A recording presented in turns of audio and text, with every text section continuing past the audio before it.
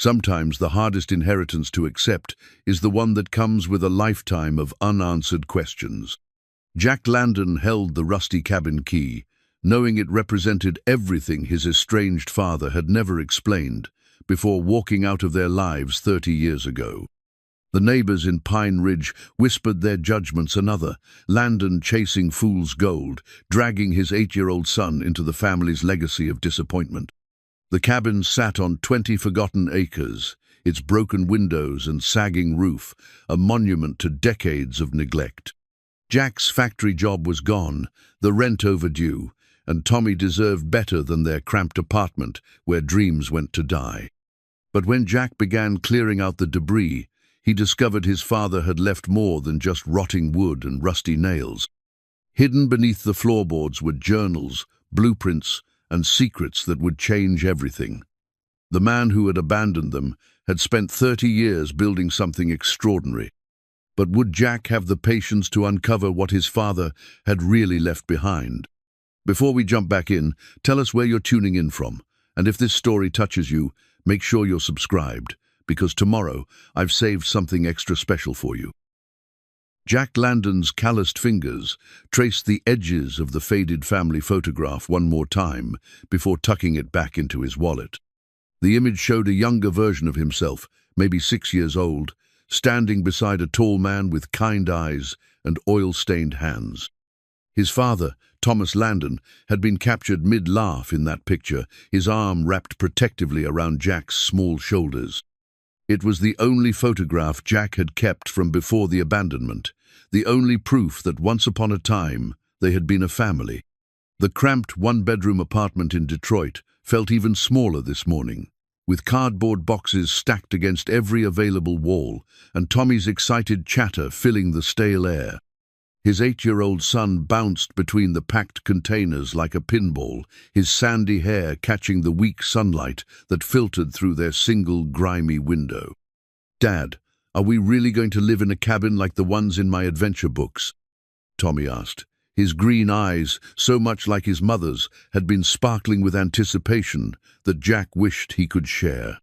"Something like that, buddy," Jack replied, forcing a smile as he sealed another box with packing tape that squealed in protest. The truth was, he had no idea what they were walking into. The lawyer's call 3 weeks ago had been brief and businesslike. His father was dead, had been for 2 months before anyone thought to track down his only living relative. Heart attack, they said. Alone in that cabin, probably for days before a postal worker noticed the accumulating mail. The inheritance consisted of 20 acres of Montana wilderness, a cabin that the lawyer diplomatically described as needing attention, and whatever personal effects remained inside. No money, no bank accounts, no life insurance policy, just land that probably wasn't worth the back taxes owed on it and a structure that might not even be habitable. But Jack's options had run out with his factory job 6 months ago. The automotive plant where he'd worked for 12 years had closed permanently, another casualty of overseas manufacturing and corporate restructuring. His unemployment benefits were exhausted. The landlord had already served 2 eviction notices, and Tommy's school had started asking pointed questions about missed supply fees and unpaid lunch accounts. The photograph in his wallet mocked him with its false promise of paternal love. Thomas Landon had walked out on a snowy February morning when Jack was 8, exactly Tommy's age, now leaving behind nothing but a note saying he had to take care of some business and would be back soon. Soon had stretched into weeks, then months, then years. Jack's mother had worked 3 jobs, trying to keep them afloat, her bitterness toward her absent husband growing like cancer until it consumed whatever warmth had once existed in their small house. She died when Jack was 17, worn down by exhaustion and disappointment.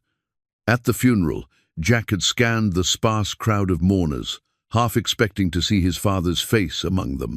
But Thomas Landon hadn't come home for his wife's burial, just as he hadn't come home for Jack's high school graduation, his wedding to Sarah, or Tommy's birth.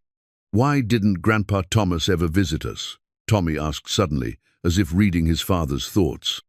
The boy had stopped bouncing and was now sitting cross-legged on the floor, carefully wrapping his collection of superhero action figures in newspaper. Jack paused in his packing, choosing his words carefully.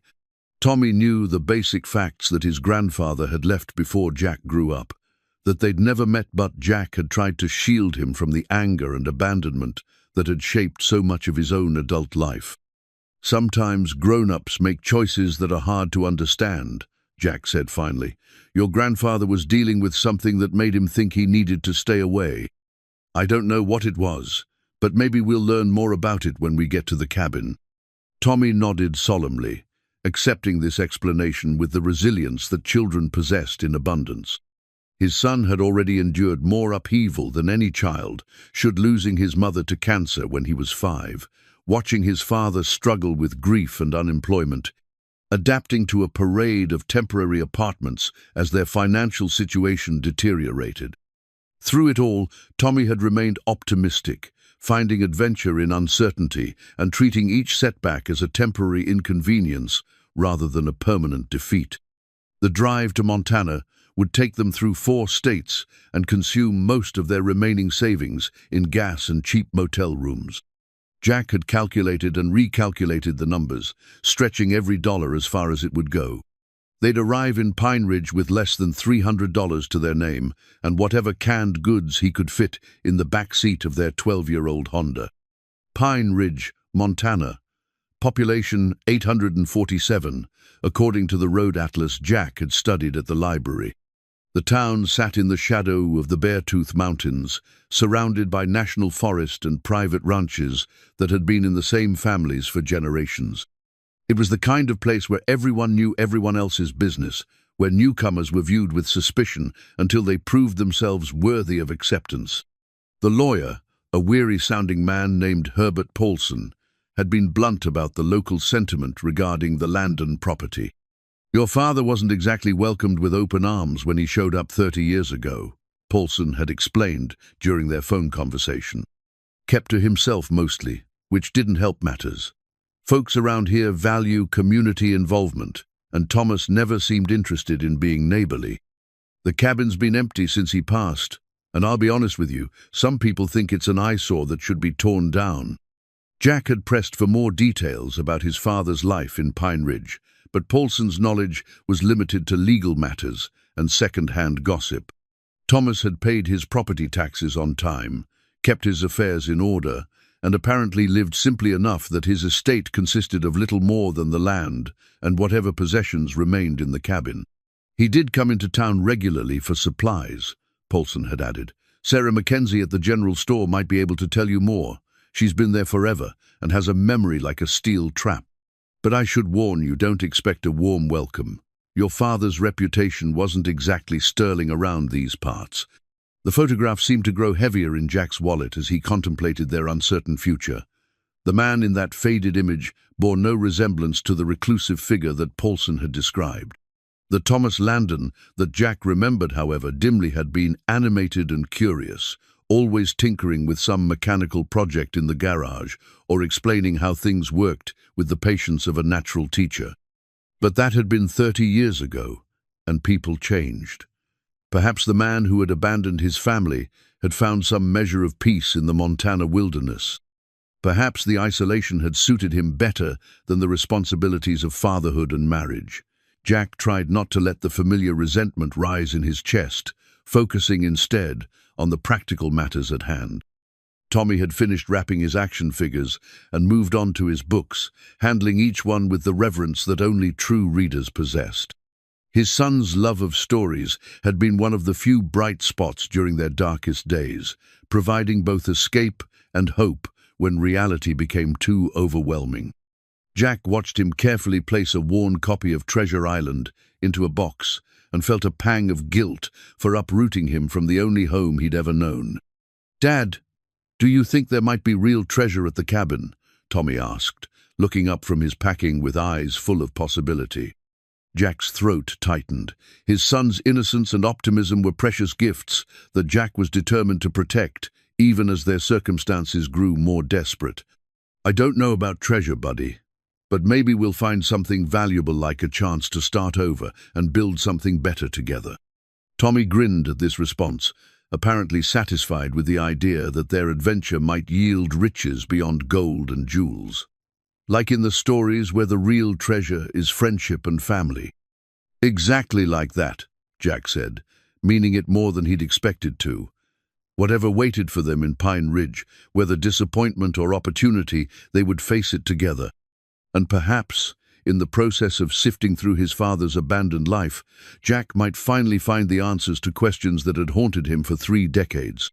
The apartment around them bore the hollow echoes of a life being dismantled. Furniture they couldn't afford to move sat abandoned, their surfaces marked with rings from countless meals and homework sessions. The walls displayed pale rectangles where pictures had hung, ghostly reminders of happier times when Sarah had been alive and their future had seemed secure and predictable. Jack sealed the last box and surveyed their meager possessions. Everything they owned now fit into a dozen cardboard containers and a handful of suitcases. It was a humbling inventory for a man of 38, a stark reminder of how quickly stability could evaporate and leave you grasping for anything solid enough to hold on to. But as he watched Tommy carefully arrange his treasured books in their designated box, Jack felt something shift inside his chest. Maybe poverty had stripped away their material security, but it hadn't touched the bond between father and son. Maybe losing everything they thought they needed would help them discover what they actually couldn't live without. The keys to their old life sat heavy in his palm as Jack prepared to hand them over to the landlord. Tomorrow they would load up the Honda and point it toward Montana, toward answers and uncertainty in equal measure.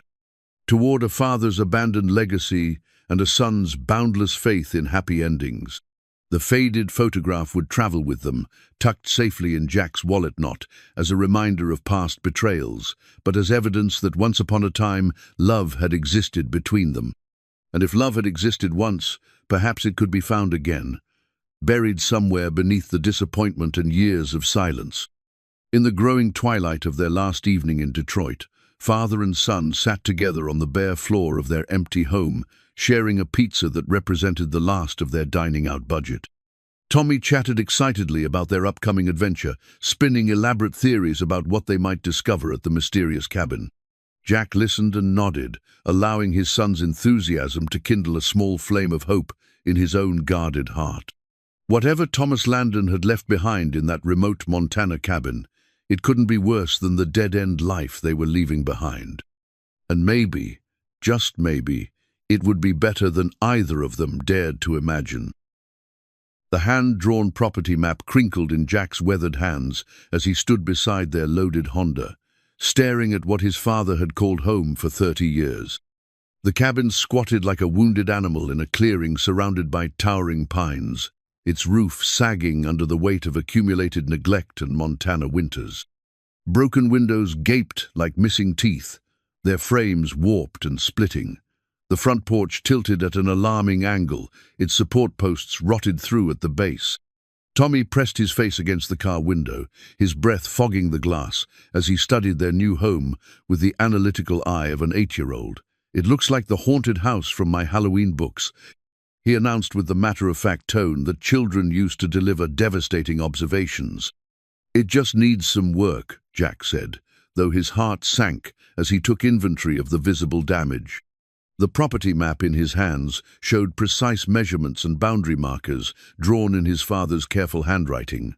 But it also contained mysterious notations and symbols that made no immediate sense. Small X marks dotted various locations around the property, accompanied by cryptic notes like "Foundation Check" and "Eastern Corner Remember Depth." A rusty pickup truck rumbled up the dirt road, kicking up a cloud of dust that settled over their already grimy Honda. 2 men climbed out, both wearing work clothes and expressions of barely concealed hostility. The older man, perhaps 60 with a grey beard and suspicious eyes, approached with the confidence of someone accustomed to being heard. "You must be Thomas's boy," he said without extending his hand. "I'm Bill Morrison, live about 2 miles south. This here is Pete Carlson." He gestured to his companion, a younger man with calloused hands and the weathered skin of someone who worked outdoors. "We heard you might be coming to claim this place." Jack folded the property map and slipped it into his jacket pocket, suddenly protective of his father's handwritten notations. "That's right. I'm Jack Landon, and this is my son, Tommy." Morrison's gaze swept over the dilapidated cabin with evident distaste. "No offense, but this property's been an eyesore for years. Your father never bothered to maintain it properly, and now it's attracting raccoons and God knows what else. Some of us have been hoping whoever inherited it would just tear the whole thing down and sell the land to someone who'd use it properly." Tommy rolled down his window, apparently fascinated by the conversation. "Are you our new neighbors?" he asked with genuine curiosity. Pete Carlson softened slightly at the boy's question. "We live nearby, son. Just wanted to welcome you to Pine Ridge and maybe offer some advice about this place." "What kind of advice?" Jack asked, though he suspected he already knew the direction this conversation was heading. Morrison stepped closer, lowering his voice as if sharing a confidence. "Look, I don't know what kind of stories your father might have told you about this property, but the truth is, it's not worth the taxes you'll pay on it. The cabin's uninhabitable, the well probably needs expensive repairs, and you're 20 miles from the nearest grocery store. Winter comes early up here and stays late. This isn't a place for a man with a young boy to try making a fresh start." Jack studied the two men's faces, reading the mixture of genuine concern and barely disguised hope that he would simply walk away. "I appreciate the warning," he said carefully, "but we're here to stay, at least for now." The property map felt warm against his chest, its mysterious markings suddenly more intriguing than discouraging. His father had lived here for 3 decades, surviving Montana winters and rural isolation. There had to be more to this place than the obvious decay and damage. Morrison shrugged, his expression suggesting he'd done his neighborly duty and washed his hands of whatever followed. "Well, if you change your mind, there are folks who'd be interested in buying the land. Good timber value, and the location's got potential for someone with the resources to develop it properly." After the men drove away, Jack and Tommy stood together in the settling dust, studying their inheritance with fresh eyes. The afternoon sun slanted through the pine trees, casting long shadows across the property and highlighting details that hadn't been visible from the road. "Dad, look at that." Tommy pointed toward the side of the cabin, where Jack noticed something that made his pulse quicken. What he'd initially mistaken for random damage to the siding revealed itself as carefully concealed modifications. Several boards had been altered to create hidden panels, their edges so precisely cut that they were nearly invisible unless viewed from the correct angle. Jack pulled out the property map again, studying his father's notations with new understanding. The X marks weren't random. They corresponded to specific architectural features of the cabin and surrounding outbuildings. His father hadn't just lived here. He'd systematically modified and expanded the property in ways that weren't immediately apparent to casual observers. "This is like a puzzle, isn't it?" Tommy said, bouncing on his toes with excitement. "Grandpa Thomas made everything secret and hidden, just like in my adventure books." The boy's enthusiasm was infectious, and Jack felt his own curiosity beginning to override his initial disappointment. He approached the front door, noting that while the porch was indeed unstable, the door itself appeared solid and well-maintained. The lock was new, installed recently enough that the metal still gleamed beneath a light coating of dust. The key turned smoothly, and the door swung open to reveal an interior that defied every expectation set by the cabin's exterior appearance. While the outside suggested decades of neglect, the inside told a completely different story. The main room was clean and organized, furnished with handmade furniture that showed both skill and care in its construction. Books lined shelves that stretched from floor to ceiling, their spines covering subjects ranging from engineering and physics to philosophy and literature. A stone fireplace dominated one wall, its hearth swept clean and ready for use. "Whoa," Tommy whispered, his voice echoing in the unexpectedly spacious interior. "It's like a secret hideout inside a broken house." Jack moved deeper into the cabin, his understanding of his father's situation shifting with each new detail. This wasn't the home of a broken man living in squalor. It was the carefully maintained sanctuary of someone who valued privacy and intellectual pursuits over appearances and social approval. A large oak desk sat beneath the cabin's main window, its surface covered with neat stacks of papers and what appeared to be technical drawings. Jack approached cautiously, feeling like an intruder in his father's private space, despite his legal right to be there. The property map in his pocket seemed to pulse with new significance as he studied the room's layout.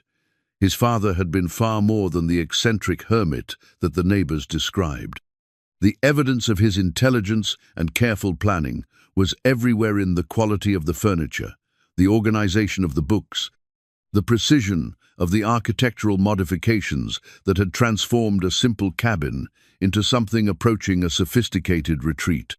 Tommy discovered a narrow staircase leading to what appeared to be a loft area, but Jack caught his arm before he could climb up. "Let's explore together, buddy. We don't know what condition everything is in yet." But even as he spoke the words, Jack realized they weren't true. The cabin's interior was in excellent condition, maintained with the care of someone who intended to live there for many years to come. His father hadn't abandoned this place, he'd perfected it. The realization hit him like a physical blow. Thomas Landon hadn't been running away from his responsibilities when he came to Montana. He'd been building something, creating something, preparing something. The question that burned in Jack's mind as he stood in his father's carefully crafted sanctuary was simple and terrifying. Preparing for what? The property map crinkled again as Jack unfolded it, studying the mysterious notations with new urgency. Whatever his father had been doing here for 30 years, it was far more complex and purposeful than anyone in Pine Ridge understood. And now, whether he was ready or not, it was Jack's responsibility to figure out what Thomas Landon had really left behind. Outside, the Montana wind whispered through the pine trees, carrying with it the promise of secrets waiting to be uncovered and mysteries that had been 30 years in the making. The neighbors' mockery and warnings suddenly seemed less important than the evidence of his father's hidden intelligence spread out before them. "Dad," Tommy said softly, his young voice filled with wonder as he took in the room's unexpected sophistication. "I think Grandpa Thomas was a lot smarter than those men thought he was." Jack nodded, his throat tight with emotion he hadn't expected to feel. "I think you're right, buddy. I think we're going to learn a lot about your grandfather that nobody else knows." The property map felt like a treasure map now, its cryptic markings promising revelations that would challenge everything Jack thought he knew about the man who had walked out of his life so many years ago. Whatever Thomas Landon had been building in this remote Montana cabin, it was theirs to discover now. The leather-bound journal felt substantial in Jack's hands, its pages yellowed with age but still crisp to the touch. He discovered it tucked behind a row of engineering textbooks on his father's desk, almost as if Thomas had positioned it where only someone who truly looked would find it. The first entry was dated 30 years ago, just months after his father had disappeared from their Detroit home. March 15th. The foundation work is nearly complete. The eastern quadrant required deeper excavation than anticipated, but the soil composition is ideal for long-term stability. If my calculations are correct, this site will support structures far beyond what the casual observer might imagine. Tommy perched on a handmade wooden stool beside his father, watching with fascination as Jack turned the journal's pages. The boy had adapted to their new environment with the resilience that seemed to be his superpower, treating the cabin's mysteries as an elaborate treasure hunt rather than a source of anxiety. "What does that mean, Dad? Foundation work?" Jack paused in his reading, trying to interpret his father's technical language. "I think it means your grandfather was planning to build something here. Something that needed a really strong foundation to support it." The journal's early entries revealed a Thomas Landon that Jack had never known, methodical, intelligent, and driven by some larger purpose that remained frustratingly unclear. Each page contained detailed observations about soil composition, weather patterns, and structural calculations that suggested his father possessed far more engineering knowledge than Jack remembered. April 20, the locals remain suspicious but manageable. Sarah Mackenzie at the general store seems willing to engage in civil conversation, though she clearly reports my activities to the broader community.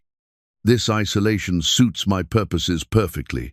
The work requires privacy and extended periods of uninterrupted focus. Jack felt a strange mix of pride and resentment as he read his father's words.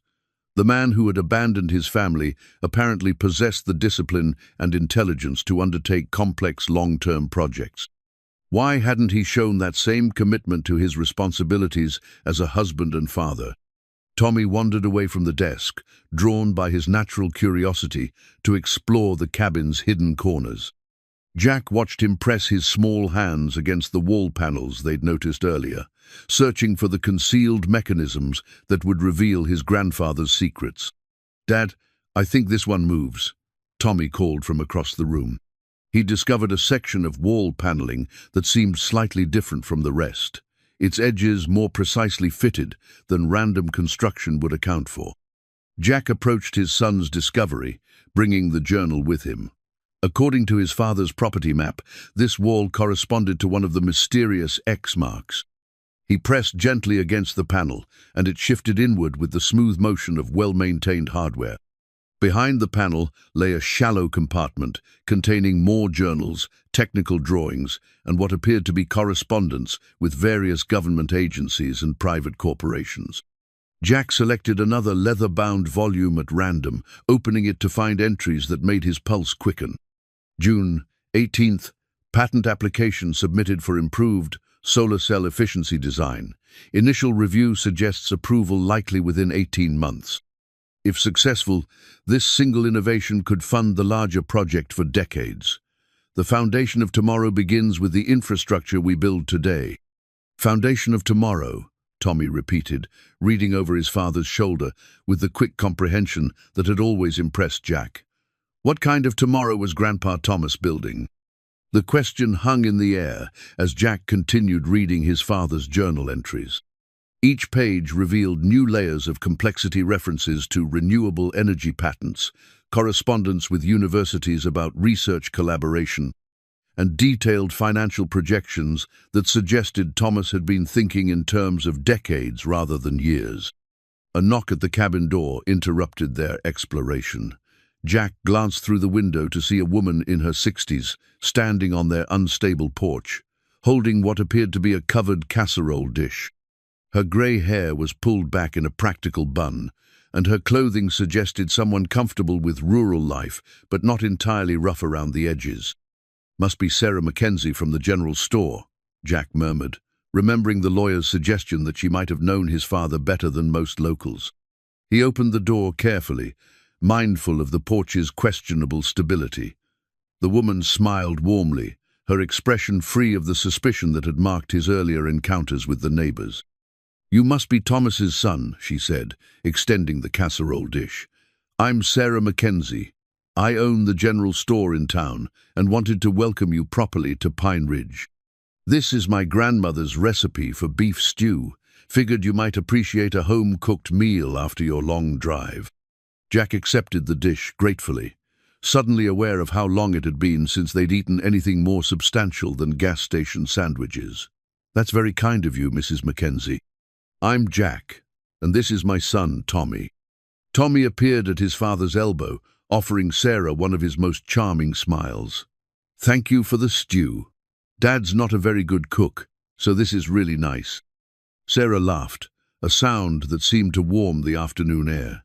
"Well, I'm sure your father has many other talents to make up for it. May I come in for a moment? I'd like to talk with you about your father, if you're willing to listen." Jack hesitated, glancing back at the open journal on his father's desk. But something about Sarah's manner suggested genuine kindness rather than curiosity, and they could use an ally in Pine Ridge. "Of course. Please come in." Sarah entered the cabin and paused, her expression shifting to one of surprised recognition. "My goodness, He really did turn this place into something special, didn't he? You've been inside before? Only once, about 10 years ago, when I delivered some supplies during a particularly harsh winter. Thomas was concerned about running low on essentials, but he was too proud to come into town and admit he needed help. Sarah's eyes swept over the organized bookshelves and quality furniture. He showed me around a bit that day, and I could tell this place meant everything to him, but I never imagined he'd continued developing it to this extent. Jack found himself eager for any information about his father's life in Pine Ridge. What was he like? In town, I mean. The other neighbors we met didn't seem to think much of him. Sarah settled into one of Thomas's handmade chairs, accepting Tommy's offer of water from their travel supplies. Your father was a complicated man, Jack. He kept to himself mostly, but he wasn't unfriendly when you got him talking. The problem was that most folks around here didn't have the patience to get him talking. They saw a man who didn't attend church, didn't participate in community events, and didn't seem to need anyone's company. That makes people nervous in a small town. But you got to know him better. A little. He was one of my most reliable customers, always paid his bills promptly, and never caused any trouble. But more than that, he was clearly intelligent.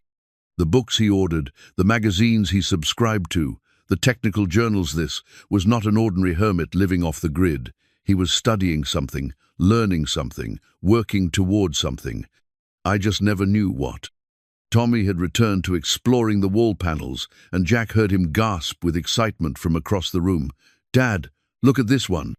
Another hidden compartment had revealed itself. This one containing what appeared to be architectural blueprints and engineering specifications. Jack excused himself from Sarah and joined his son, unfolding one of the technical drawings on his father's desk. The blueprint showed detailed plans for some kind of underground structure, far more complex than anything the cabin's exterior would suggest. The plans included specifications for ventilation systems, electrical infrastructure, and what appeared to be laboratory facilities. Sarah approached the desk, her expression growing more intrigued by the moment. "I remember now," she said slowly. "About 15 years ago, Thomas ordered some very expensive construction materials through the store. Concrete reinforcement, specialized electrical components, things that seemed far beyond what anyone would need for basic cabin maintenance. When I asked him about it, he just smiled and said he was working on his foundation for tomorrow." The phrase from the journal echoed in Jack's mind as he studied the blueprints. His father hadn't just been living in isolation, he'd been building something beneath the cabin, something that required the kind of engineering expertise that Thomas had apparently possessed all along. "Mrs. Mackenzie," Jack said carefully, "did my father ever mention why he left Detroit, why he came here in the first place?" Sarah's expression grew thoughtful. "Only once, and not directly. He'd had a few beers that evening, one of the rare times I ever saw him drink, and he said something about making sure his work would outlast his mistakes. He said he'd left behind people he loved because staying would have put them in danger, but someday they'd understand that everything he built was for them." Jack felt his throat tighten with unexpected emotion.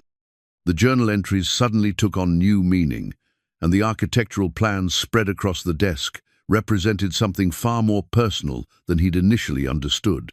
His father hadn't abandoned them out of selfishness or inability to handle responsibility. He'd been working towards something, building something, creating something that he intended as a legacy for the family he'd left behind. The question that remained was what exactly Thomas Landon had been building in the Montana wilderness, and whether Jack and Tommy were ready to discover the full scope of his father's 30-year project. The blueprint portfolio lay spread across his father's workshop table like a roadmap to the impossible. Jack had discovered the basement workshop that morning, accessed through a concealed staircase hidden behind what appeared to be a simple storage closet. The space below ground was twice the size of the cabin above, carved from solid rock and reinforced with steel supports that spoke of serious engineering expertise. Tommy descended the workshop stairs with the careful steps of a boy who understood he was entering somewhere important. His eyes widened as he took in the sophisticated equipment that filled the underground space: precision tools, electronic testing devices, and drafting tables covered with technical drawings that seemed decades ahead of their time. "Dad, this is like a secret laboratory," Tommy whispered, his voice filled with the same awe Jack was struggling to process. The blueprint portfolio contained dozens of technical drawings, each one more complex than the last. Jack recognized some as early computer component designs, others appeared to be renewable energy systems, and several showed innovations in manufacturing processes that he couldn't begin to understand.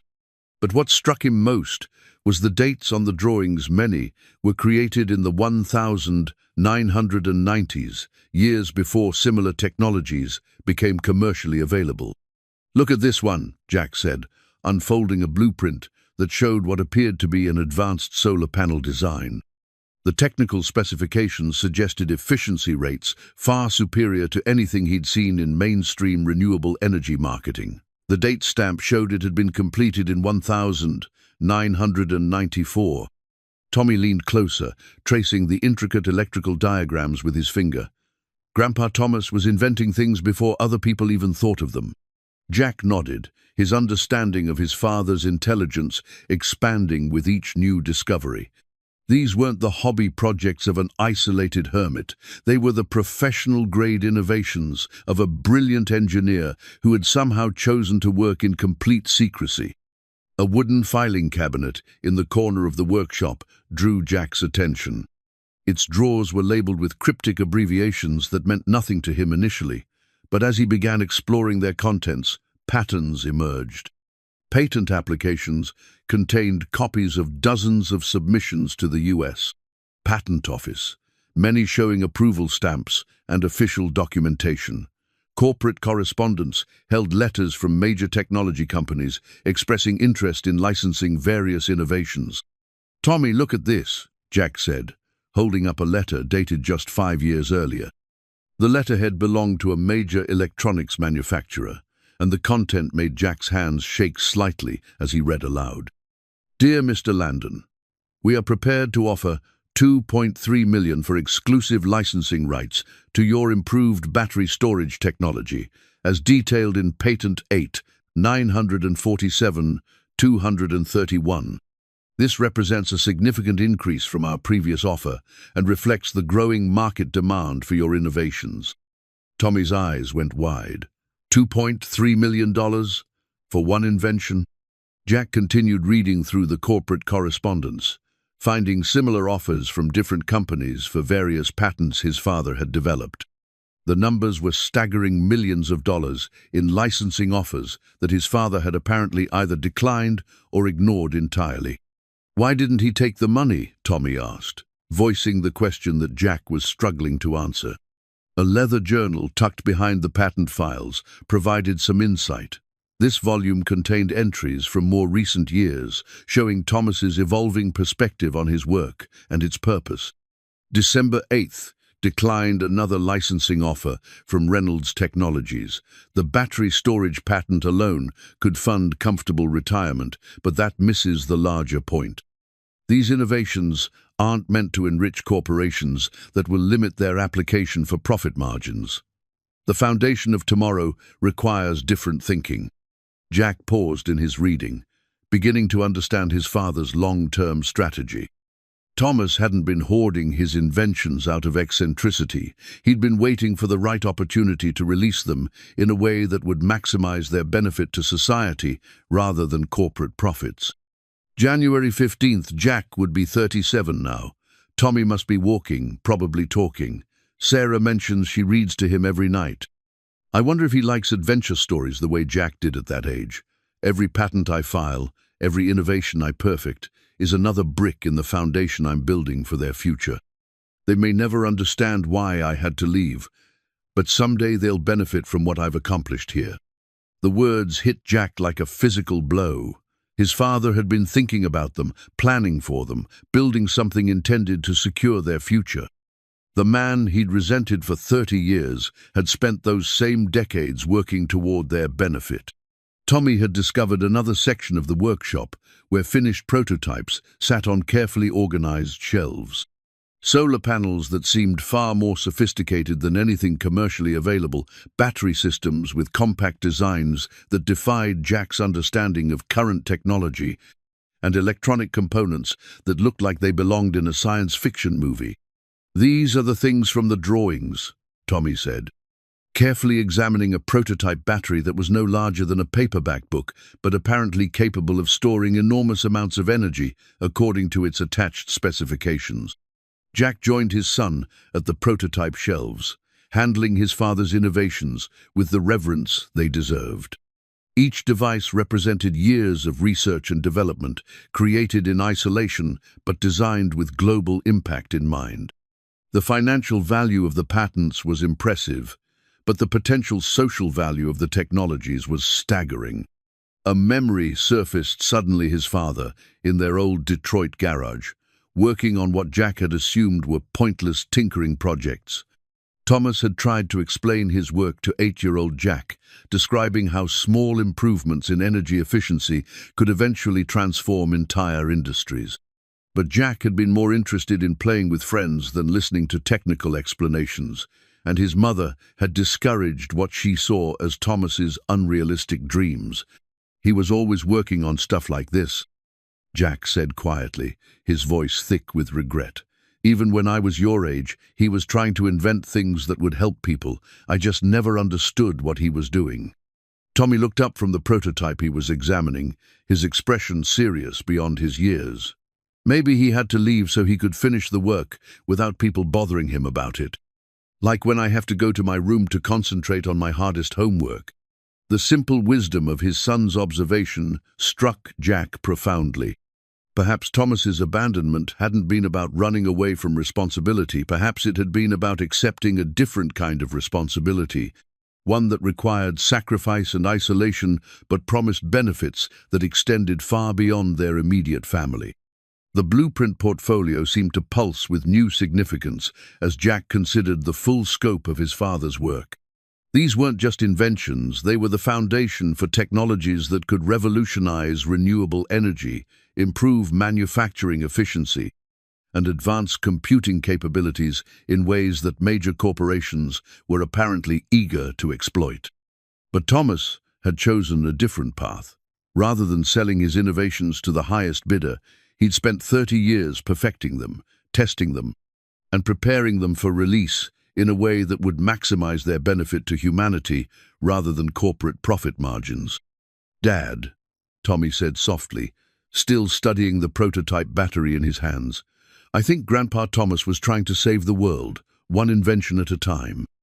Jack nodded, his throat tight with emotion he hadn't expected to feel. "I think you're right, buddy, and I think he was trying to make sure we'd be part of that when the time came." The workshop around them represented more than just one man's life. Work-It was a treasure trove of innovations that could transform entire industries, created by a father who had sacrificed everything to ensure his family would inherit not just wealth, but the means to make a meaningful difference in the world. The question that remained was whether Jack was prepared to step into the role his father had spent 30 years preparing for him, and whether he could find the courage to continue Thomas's work, despite never having understood it while the man was alive to explain it. The patent documents collection occupied an entire filing cabinet in the Pine Ridge Library basement, where Jack had convinced the librarian to let him use their research facilities after explaining his situation. Spread across 3 tables were photocopies of official patent filings that revealed the true scope of his father's genius and the staggering financial empire he had quietly built over 3 decades of innovative work. Tommy sat cross-legged on the library floor, carefully organizing patent documents by date, while Jack worked through the more complex financial implications. What had begun as curiosity about his father's inventions had evolved into something approaching awe as the numbers became clear. "Dad, this one is for something called Advanced Photovoltaic Cell Architecture." Tommy read from a patent dated 1996. "It says here that 3 different companies wanted to license it, and the biggest offer was for $4 million. Jack looked up from his own stack of documents, where he'd been calculating the cumulative value of his father's patent portfolio.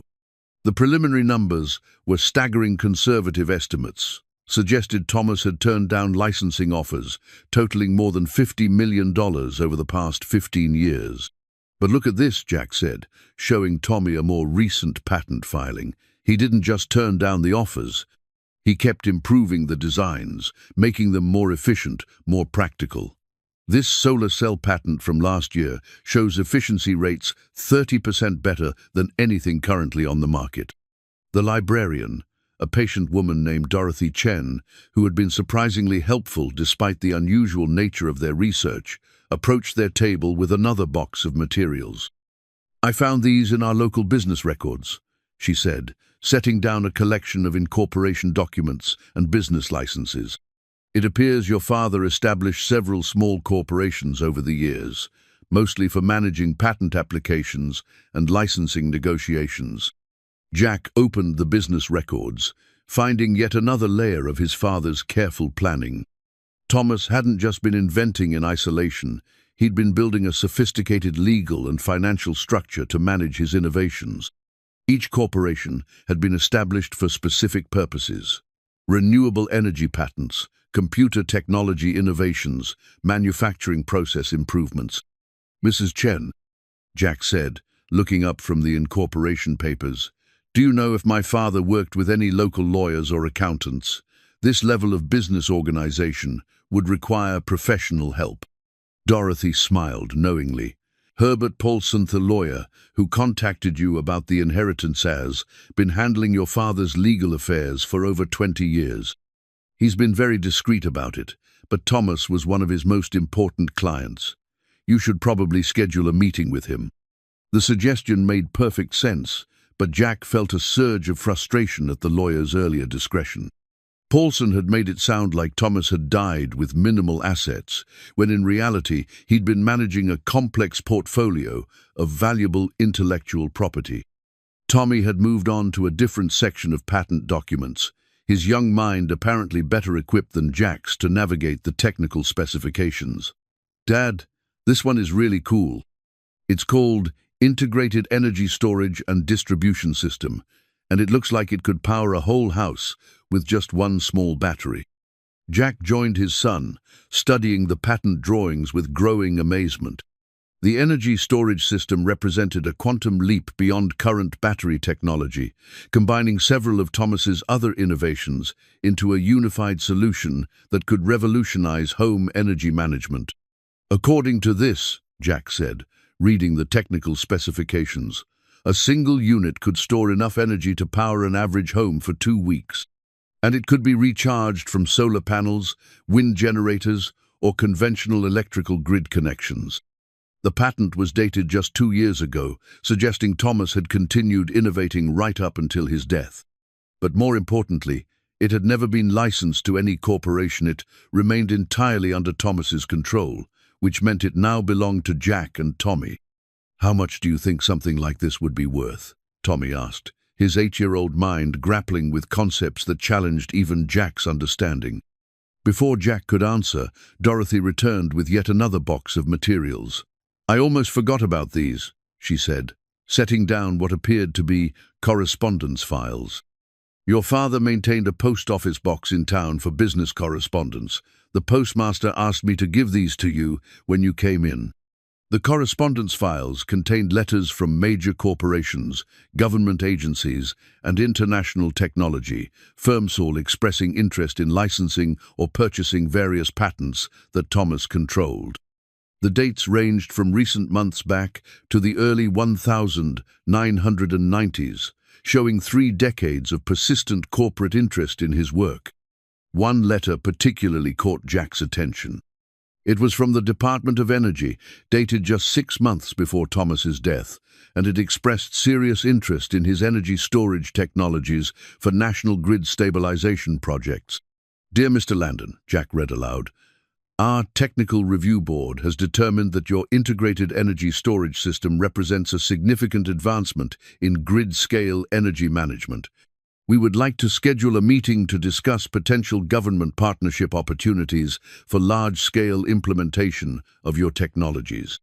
Tommy looked up from his own reading with excitement. The government wanted to use Grandpa's inventions, like for the whole country. Jack nodded, his understanding of his father's work expanding once again. Thomas hadn't just been creating products for commercial sale, he'd been developing technologies that could transform energy infrastructure on a national scale. The implications were staggering, both in terms of social impact and financial value. A calculation was forming in Jack's mind as he worked through the patent values and corporate interest letters. Conservative estimates suggested his father's patent portfolio was worth tens of millions of dollars in immediate licensing potential. But if the technologies were as revolutionary as they appeared, their long-term value could be far greater. "Dad, look at this one," Tommy said, holding up a letter from a European renewable energy consortium. They wanted to pay $25 million just for the rights to use Grandpa's solar panel designs in Europe. Jack took the letter, noting that it was dated just 8 months ago, after Thomas should have been able to respond if he'd wanted to pursue the opportunity. Yet there was no indication in the correspondence files that he'd replied to any of the recent offers. The pattern was becoming clear.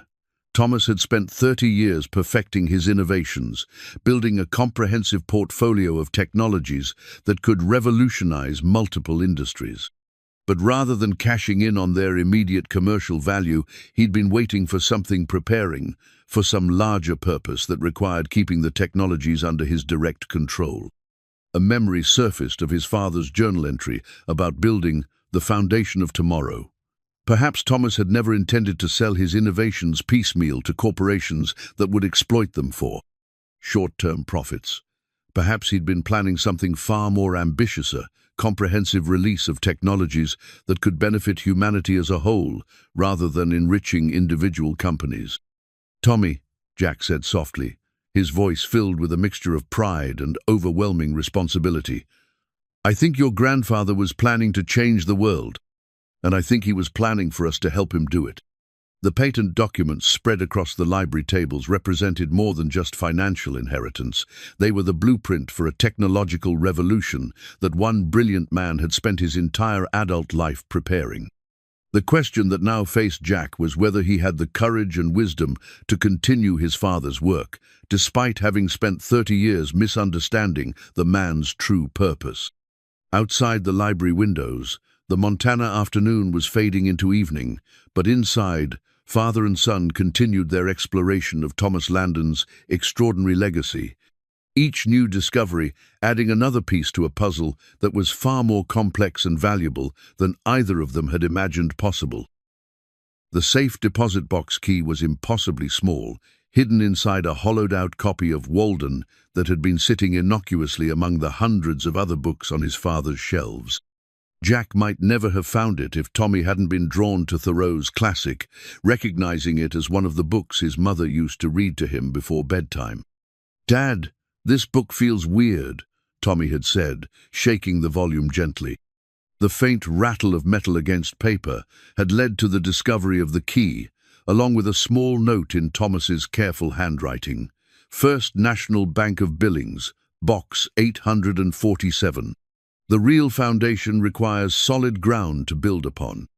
Now, 3 hours later, Jack and Tommy sat in the sterile fluorescent lighting of the bank's safety deposit box room, staring at contents that redefined everything they thought they understood about Thomas Landon's 30-year project.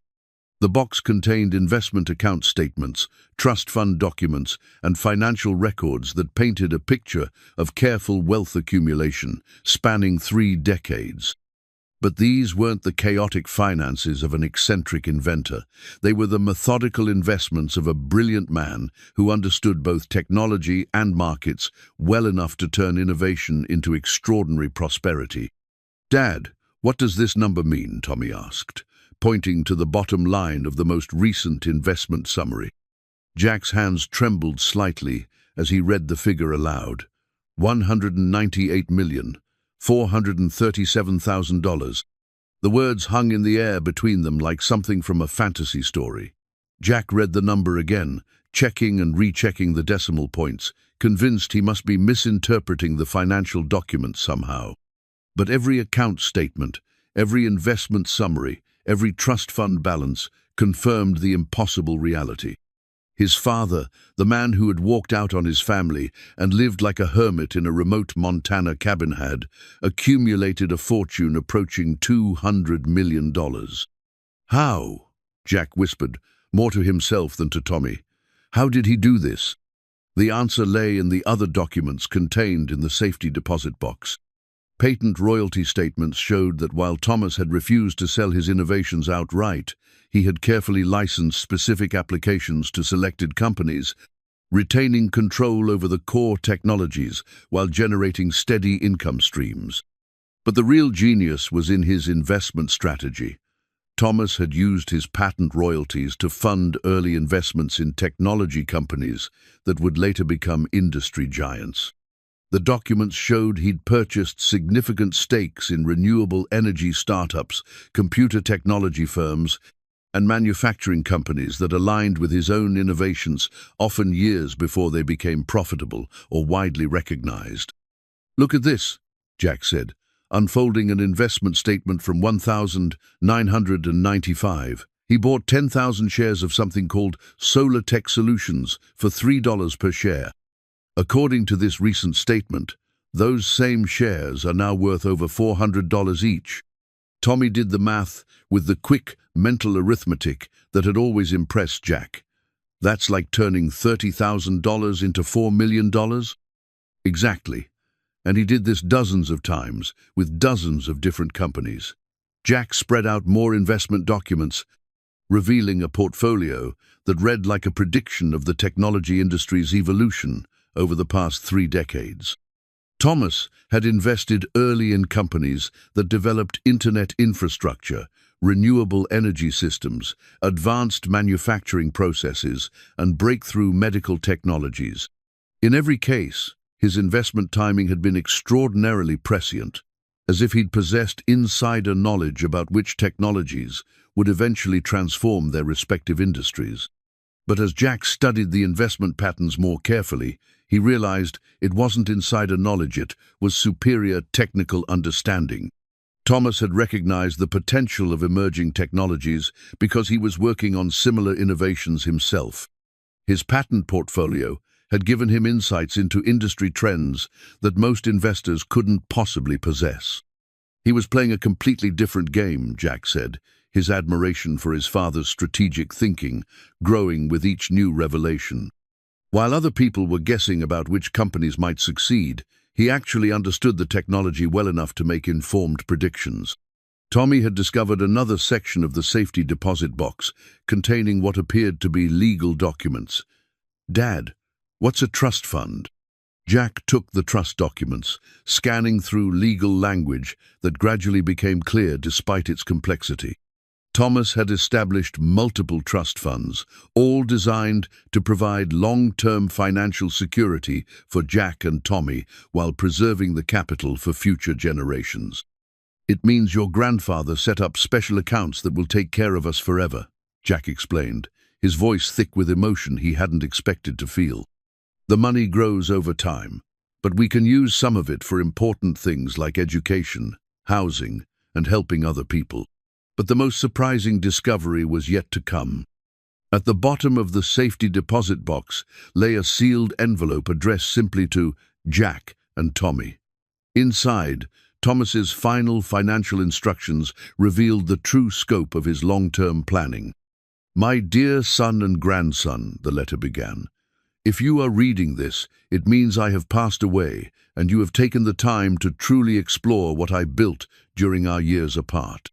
The financial resources you have discovered are not meant to be hoarded or spent frivolously. They represent the foundation for something far more important than personal wealth."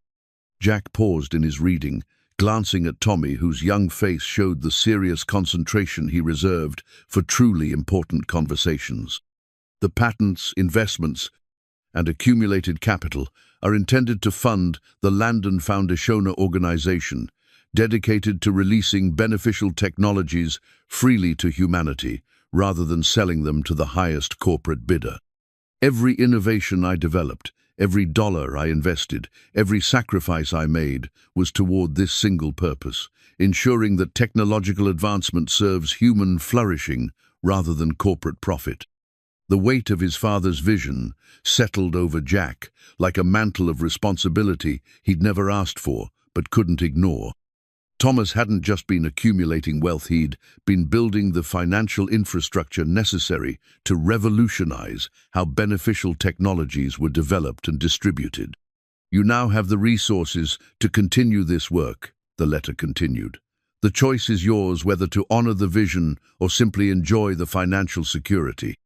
But I hope you will consider that the true treasure is not the money itself, but the opportunity to use it in service of something larger than ourselves. Tommy leaned against his father's shoulder, apparently sensing the magnitude of what they'd discovered. Grandpa Thomas wanted us to help people with his inventions, didn't he?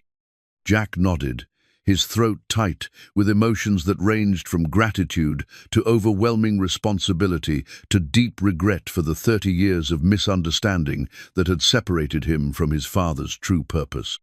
He did, buddy. He spent his whole life building something that could make the world better, and now he wants us to help him finish it. The bank vault around them felt simultaneously like a treasure chamber and a sacred space, holding not just extraordinary wealth, but the carefully preserved dream of a man who had sacrificed everything, including his family's understanding, to serve a vision larger than personal happiness. Outside the vault, the afternoon sun was setting over Montana's vast landscape, casting long shadows that seemed to stretch toward a future that Thomas Landon had spent 30 years preparing his son and grandson to inherit. The question that remained was whether Jack had the courage and wisdom to step into the role his father had envisioned for him, despite having spent most of his adult life resenting the man who had made it all possible. The final letter from his father waited in a sealed envelope, tucked behind the last page of the trust fund documents, its paper yellowed with age and marked with a date from just 3 months before Thomas's death. Jack's hands shook as he broke the wax seal, knowing instinctively that whatever lay inside would complete the picture his father had spent 30 years creating. Tommy sat quietly beside him in the bank's privacy room, somehow understanding that this moment required reverence rather than his usual energetic curiosity.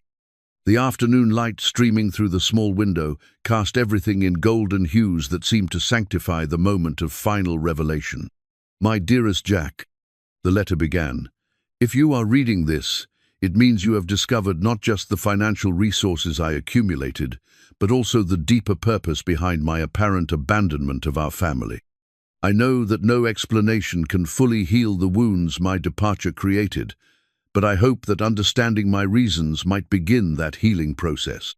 Jack paused, his vision blurring slightly as 30 years of resentment collided with the possibility of understanding.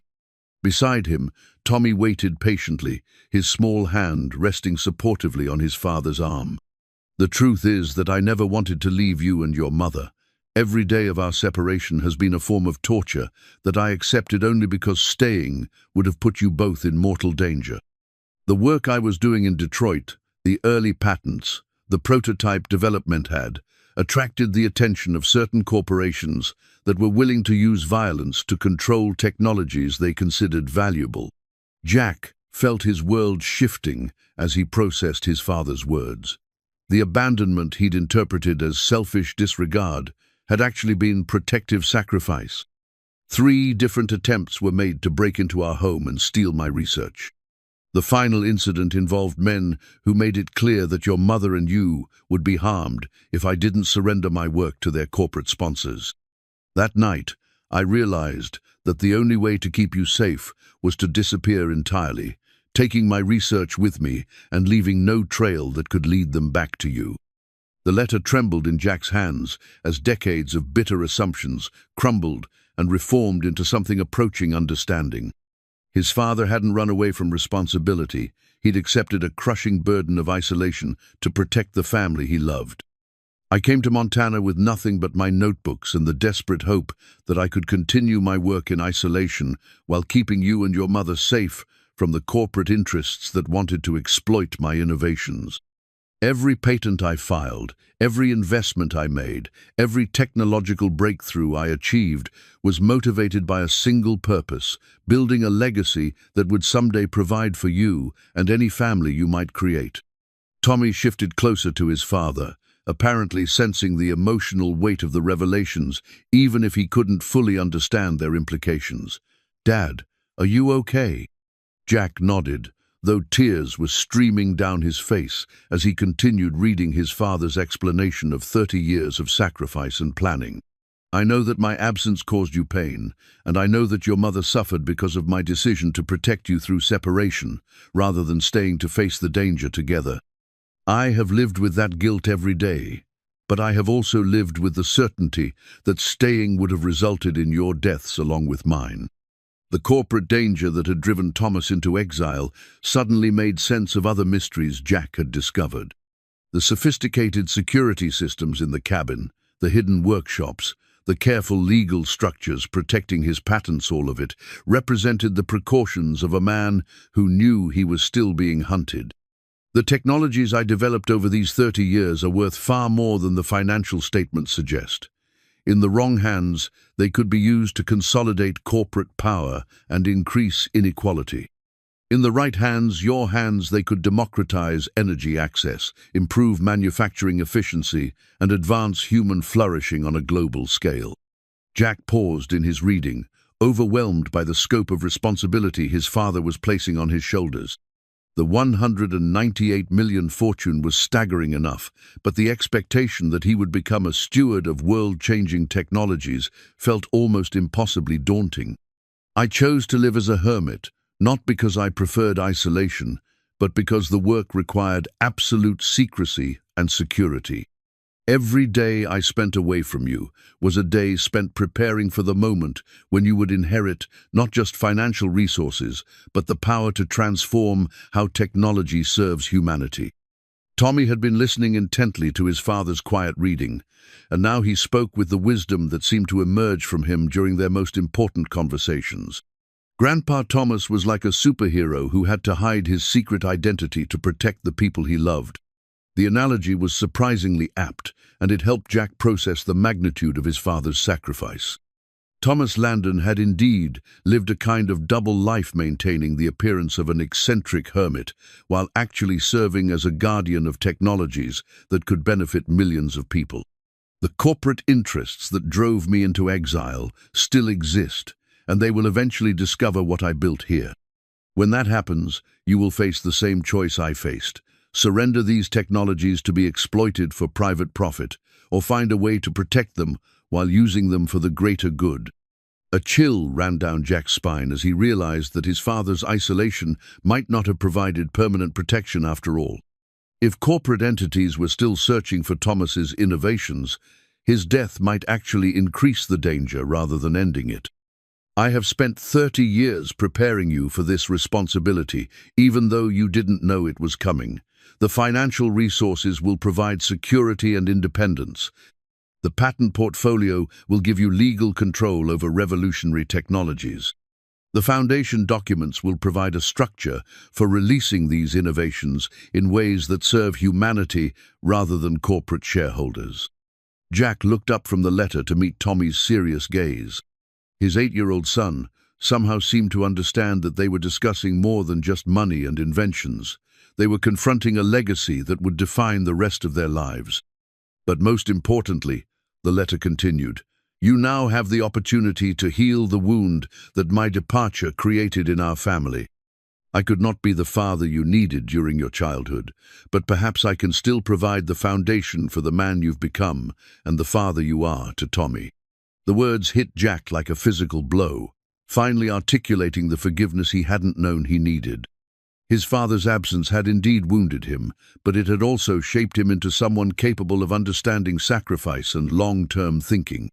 "The choice is entirely yours, my son. You can sell everything, take the money, and live comfortably without ever engaging with the larger purpose I envisioned. Or you can step into the role I spent 30 years preparing for you as a guardian of technologies that could help heal the world's problems while providing security for your own family." Jack folded the letter carefully, his mind reeling with the implications of everything he'd learned. His father hadn't abandoned them out of weakness or selfishness. He'd made the most difficult choice possible, sacrificing his own happiness to protect them while building something extraordinary for their future. "Tommy," Jack said softly, his voice thick with emotion, "I think I finally understand why your grandfather had to leave us, and I think I understand what he wants us to do with what he left behind." The boy nodded gravely, his young mind apparently grasping the essential truth, even if the details remained complex. "He wants us to use his inventions to help people, doesn't he? Like superheroes with science instead of superpowers." Jack smiled through his tears, amazed once again by his son's ability to distill complex situations into their essential elements. "Exactly like that, buddy. Exactly like that." The bank vault around them no longer felt like a treasure chamber, it felt like a sacred trust, holding not just extraordinary wealth but the carefully preserved love of a father who had sacrificed everything to ensure his family's future while serving something larger than himself. The real treasure wasn't the money or even the patents, it was the opportunity for redemption, understanding, and the chance to honor a love that had never wavered despite 30 years of necessary separation. The grandfather's watch felt heavy in Jack's palm as he sat in the restored cabin 3 weeks after discovering his father's final letter.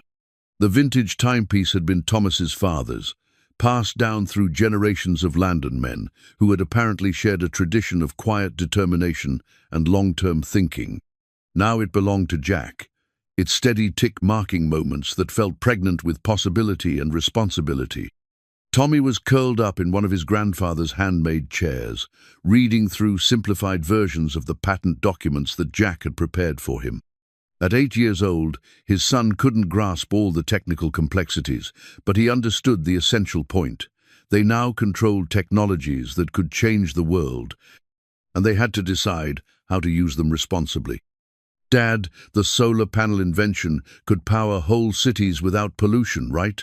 Tommy asked, looking up from his reading with the serious expression he wore when processing important information. "That's right, buddy. And the battery storage system could help save energy from sunny days to use on cloudy ones, or from windy days to use when the air is still." Jack had been learning the technical details himself, working through his father's journal entries and patent specifications with the help of engineering textbooks from the local library. The phone rang, interrupting their quiet planning session. Jack had installed a landline in the cabin, partly for practical communication, and partly because cell service remained spotty in their remote location. The caller was Herbert Paulson, the lawyer who had handled Thomas's affairs and was now helping Jack navigate the complex legal implications of his inheritance. "Jack, we need to talk." Paulson's voice carried an urgency that made Jack's stomach tighten. "I've been contacted by representatives from 3 different corporations, all expressing interest in acquiring your father's patent portfolio. They're offering extraordinary sums. We're talking about immediate payments that could exceed the value of your current investments." Jack felt a familiar chill as he remembered his father's warnings about corporate interests that had driven him into exile. "What kind of corporations?" "Major players in renewable energy, computer technology, and manufacturing. They're being very aggressive about their interest, and they've made it clear that they consider your father's patents to be extremely valuable to their long-term strategic planning." The timing felt ominous. Jack had spent the past 3 weeks quietly researching his options, consulting with financial advisors, and beginning to establish the legal framework for the Landon Foundation that his father had envisioned.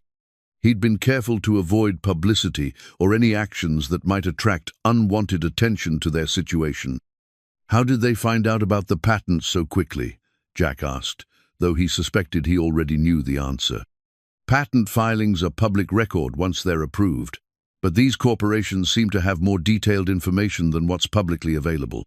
They know about patents that were filed under various corporate names your father established, and they have detailed knowledge of the technologies involved.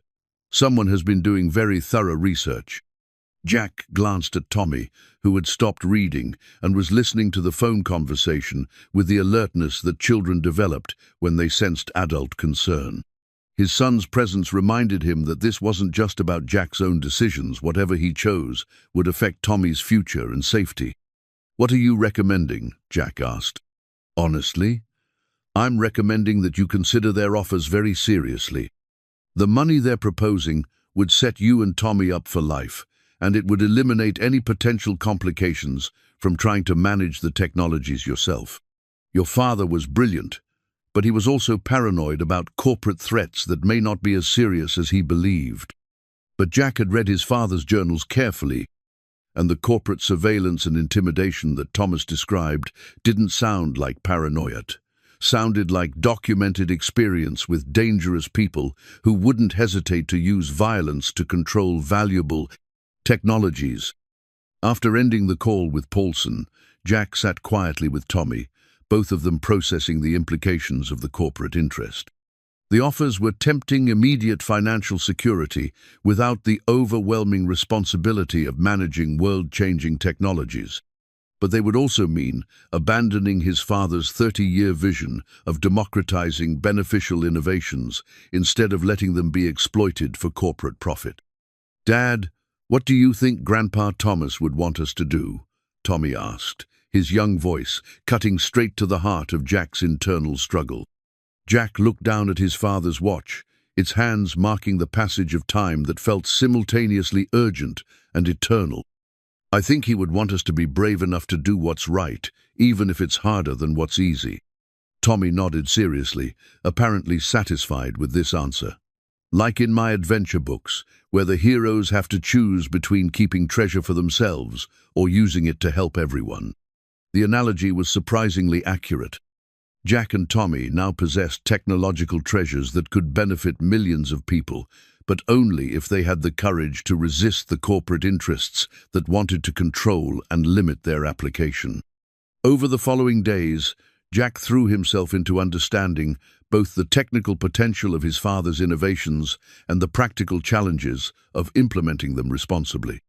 He studied renewable energy markets, researched patent law, and consulted with experts who could help him evaluate his options. The more he learned, the more he understood why his father had been so determined to maintain control over his inventions. The solar panel and battery storage technologies alone could revolutionize energy access in developing countries, but only if they were priced affordably and shared openly, rather than being controlled by corporations focused on maximizing profit margins in wealthy markets. Tommy helped in his own way, asking questions that forced Jack to articulate his thinking clearly, and approaching each new revelation with the wonder that reminded Jack why the work mattered. When his son understood that they could help provide clean electricity to schools and hospitals in places that had never had reliable power, his enthusiasm became infectious. "We could be like Santa Claus," Tommy said one evening, as they worked together on Jack's preliminary plans for the Landon Foundation. "Except instead of toys, we'd give people inventions that make their lives better." The image made Jack smile despite the weight of responsibility he was carrying.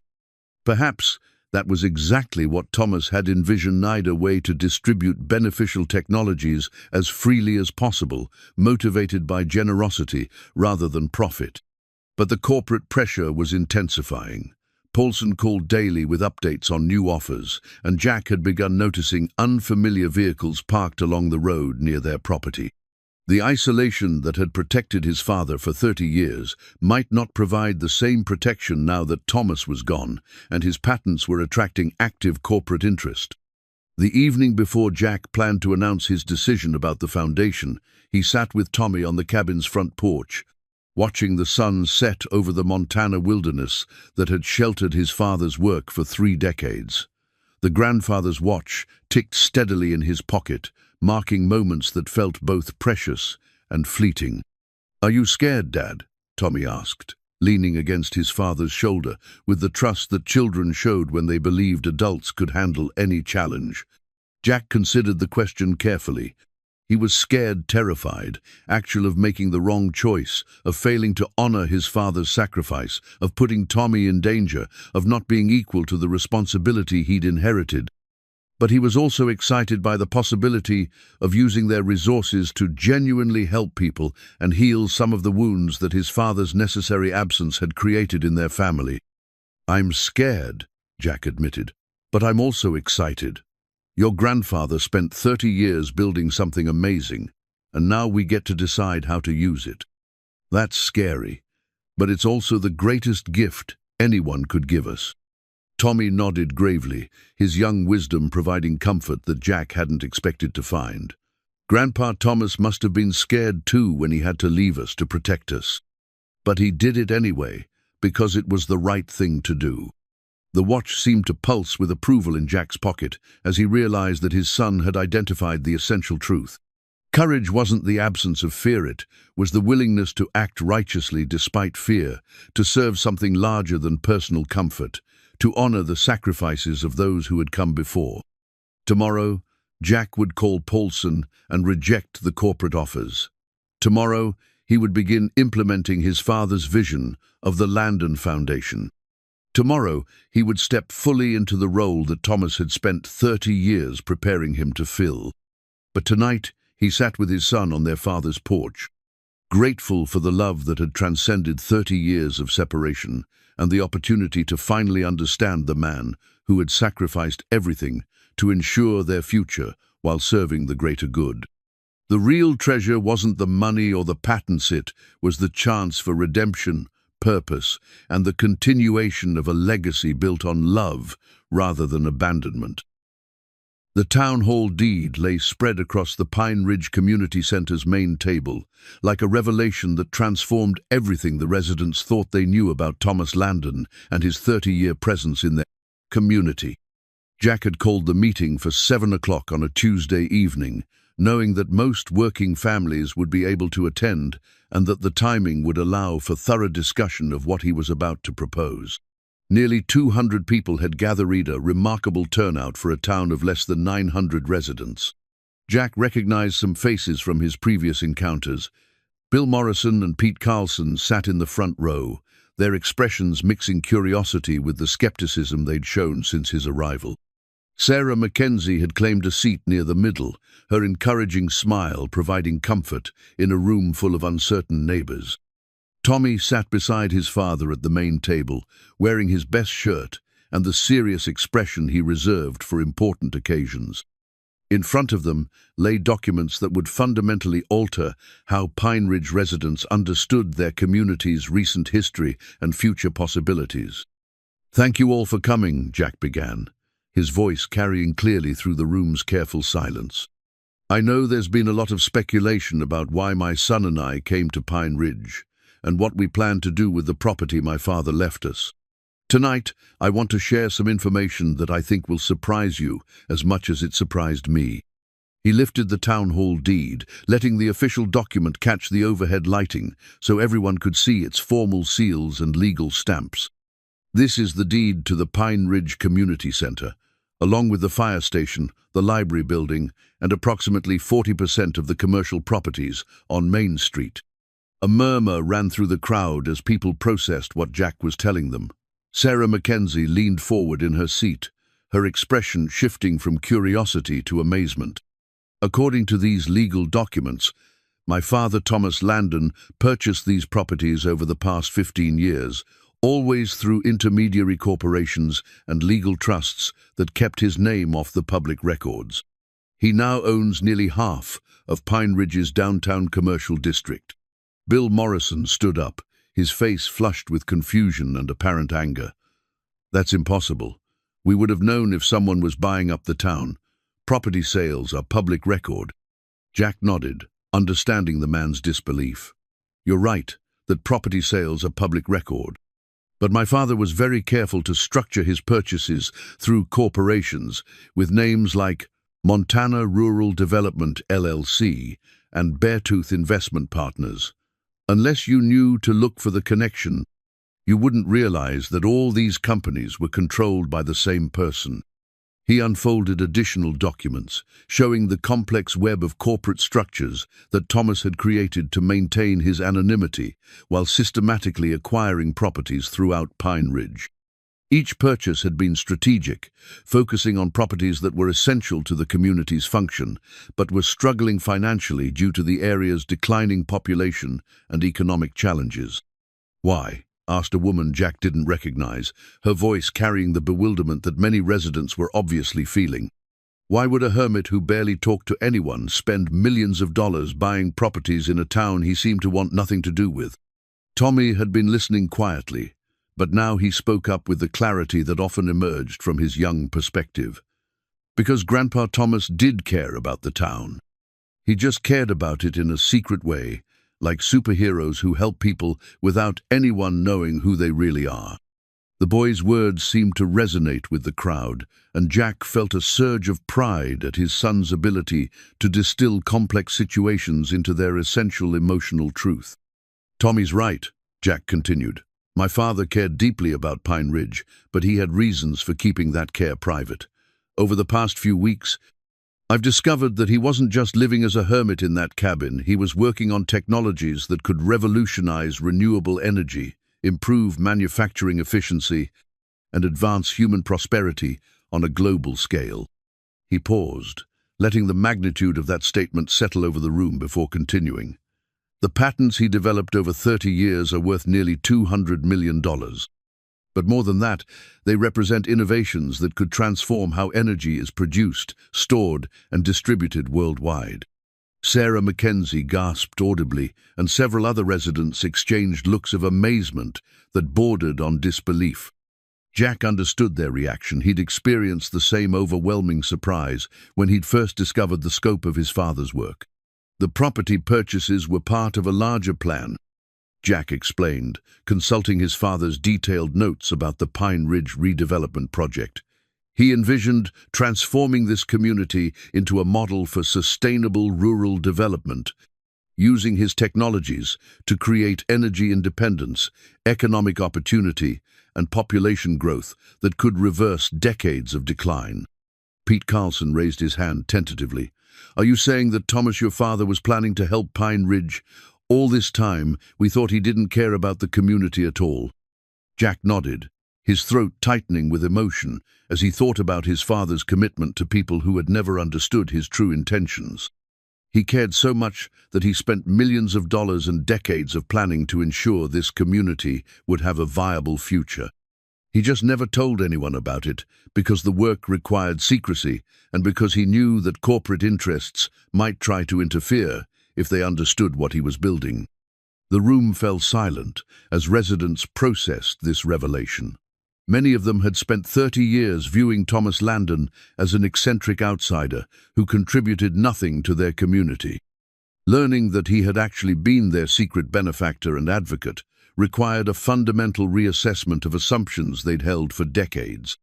"What happens now?" Morrison asked, his earlier hostility replaced by something approaching respect. "What are you planning to do with all this?" Jack looked at Tommy, drawing strength from his son's encouraging nod, then addressed the room with the decision he'd been building toward for weeks. "I'm planning to honor my father's vision," he said. "Starting next month, we'll begin implementing the Pine Ridge Sustainable Development Project. Using his technologies and the financial resources he accumulated to transform this community into a model for rural prosperity and environmental sustainability." The announcement sparked immediate discussion throughout the room, with residents talking excitedly among themselves about the implications of what Jack was proposing. For the first time since his arrival in Pine Ridge, he sensed genuine enthusiasm rather than skepticism from his neighbors.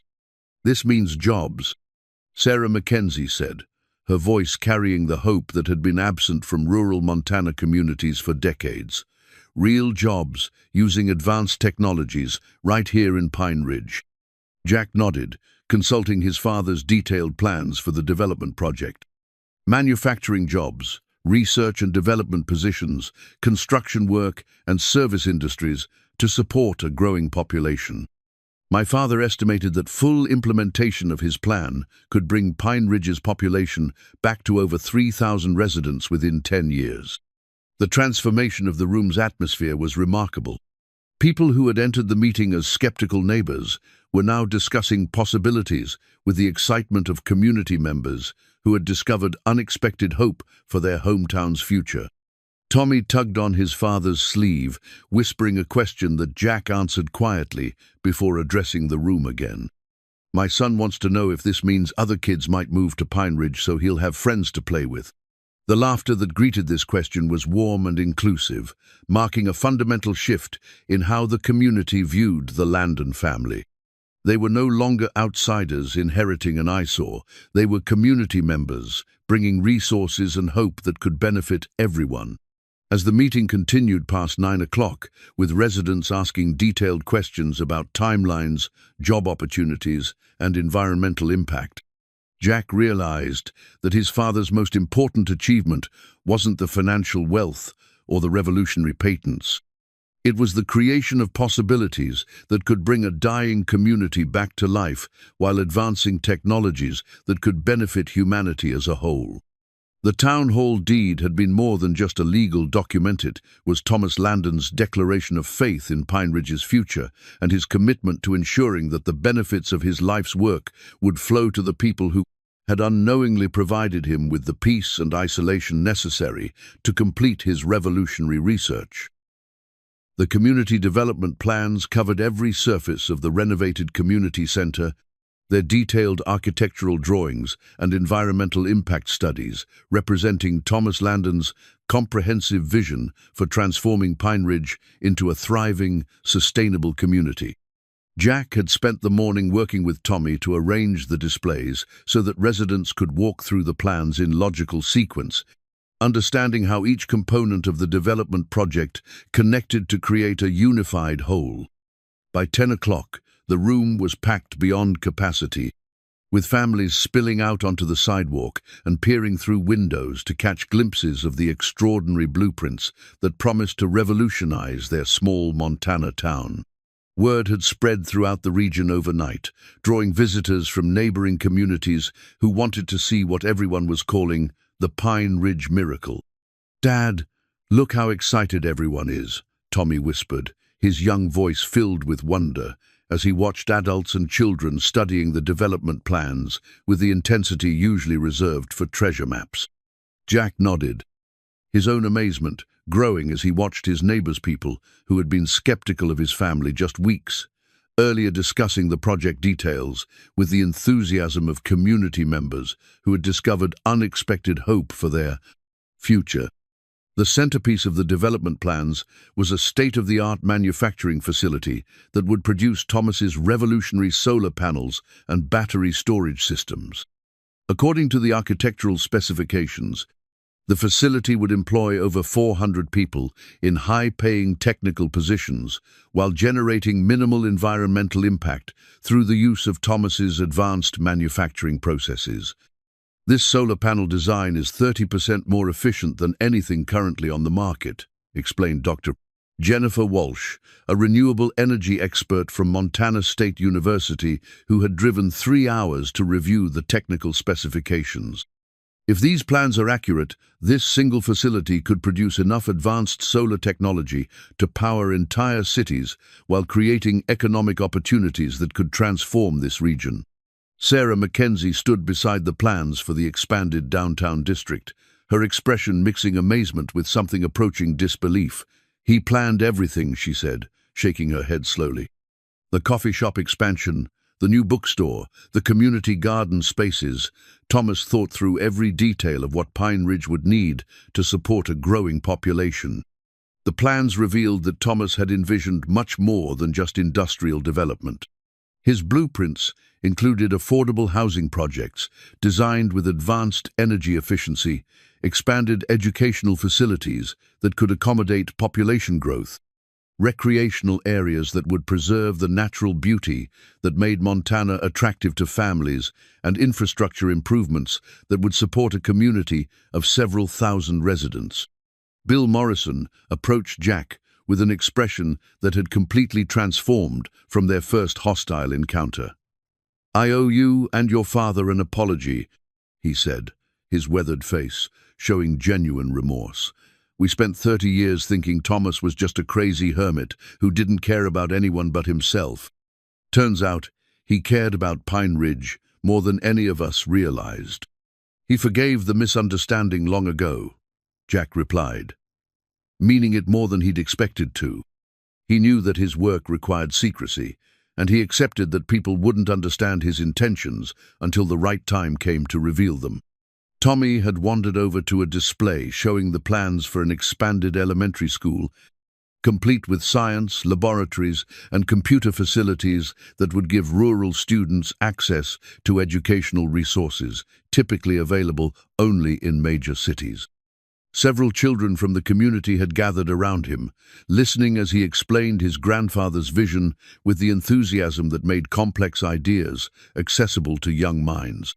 "The best part is that all the buildings will use Grandpa Thomas's inventions," Tommy was saying to his new friends. "So the school will make its own electricity from the sun, and it will store extra power in special batteries, so it works even when it's cloudy or snowy." Jack felt his throat tighten with emotion as he watched his son naturally taking on the role of community educator, sharing Thomas's vision with the next generation of Pine Ridge residents who would grow up benefiting from his grandfather's 30-year commitment to their future. Pete Carlson had been studying the employment projections and economic impact studies, and now he approached Jack with questions that revealed both understanding and practical concern. "This is incredible, but it's also enormous. How do we know we can actually make this work? Pine Ridge has never had anything approaching this scale of development." It was a fair question, and one that Jack had been preparing to address since deciding to move forward with his father's plans. "My father spent decades not just designing the technologies, but also researching the implementation challenges.